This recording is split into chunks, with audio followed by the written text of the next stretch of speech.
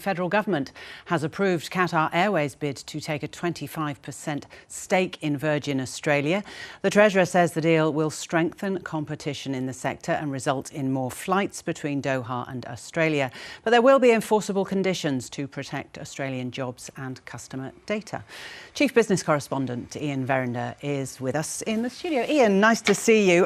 Perhaps to start with how this deal came about. Well, the owners of Virgin Australia is an American private equity group called Bain Capital.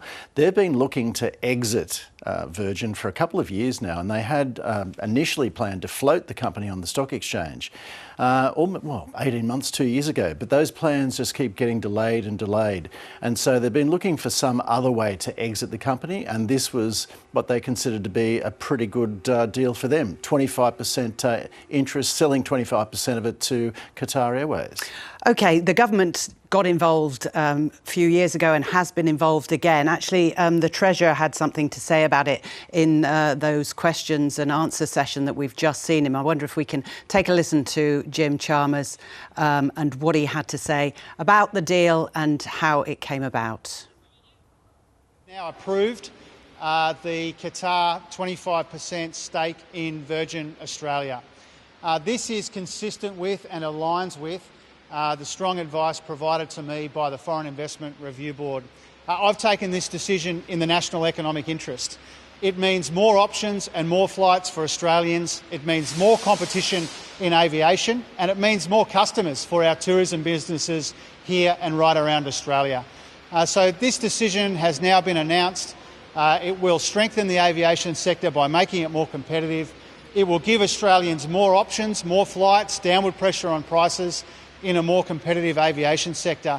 And I know for regions like the Hunter, in addition to mining and engineering and ag, I know tourism is a big part of the story as well.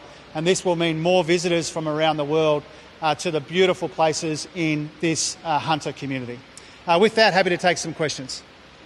So Jim Chalmers pretty pleased with the deal, but it hasn't always been plain sailing, or shall I say flying? That's right. A couple of years ago, the federal government attracted a lot of criticism by refusing Qatar's application to expand existing services from Doha to Australia and back again. And at that stage, it was seen as a behind-the-scenes little operation to protect Qantas. And of course, we'd just come out of the pandemic. Everybody was hurting, but there had been a huge increase in demand for international travel. So this was seen to try and help Qantas get back on its feet. Now, bear in mind, through the pandemic, the federal government bailed out Qantas to the tune of huge amounts of money, about $2.5 billion, while Virgin was allowed to collapse. Now, Virgin hasn't had international flights since it was bought out of administration by Bain Capital. This way, they will be able to get back into flying internationally again, at least through a partnership with Qatar. They'll be leasing some planes from Qatar to do that.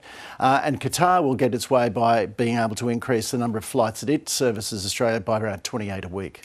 Ian, has the government got any provisions in place that they wanted to see? I'm thinking of the workforce and manufacturing. Yeah, I mean, look, to start with, they're insisting that Qatar... See, this deal that is going to take place now will involve Virgin, what's known as a wet lease. So they lease the plane and the crew. So it's going to be Qatar planes and Qatar crew flying these Virgin flights. Now, under this arrangement, the federal government has insisted that Virgin's pilots and crew are trained up within the next few years so that they can take over actually doing their own flights. But look, there is a shortage of planes around the world at the moment, so Virgin will need to increase the number of aircraft that it has in its livery. So you mentioned Qantas. They do still dominate with something like 60% of the market, don't they? What's the impact on Qantas? I mean, particularly, I guess, its share price to start with. Well, interestingly, Qantas's earnings were out this morning, and it's been driven mostly by domestic operations. So that's where the big profit driver is at the moment. That's what Virgin is doing. Virgin is actually doing very well in terms of earnings on the domestic market as well.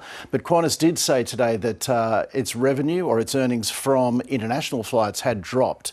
That's because there's been a drop of around about 6.5% in fares. So this increased competition, which obviously the ACCC, the competition regulator, has been very keen to see happen, this deal happen so that we get increased competition, will benefit consumers enormously. enormously. Well, OK, that's going to be my final question. That's what people want to know. When will airfares come down? Well, Virgin have already been offering international flights since about November last year. They were given permission to offer the flights on this arrangement, pending, of course, that the Treasurer signed off on it. Now, the Treasurer has done that today. So those flights that they have been offering are now locked in. And so, it will definitely see a lot more competition. So you can see, you'd expect to see a decrease in fares. And I've just thought of another question for you. What will be the impact on the wider airline industry?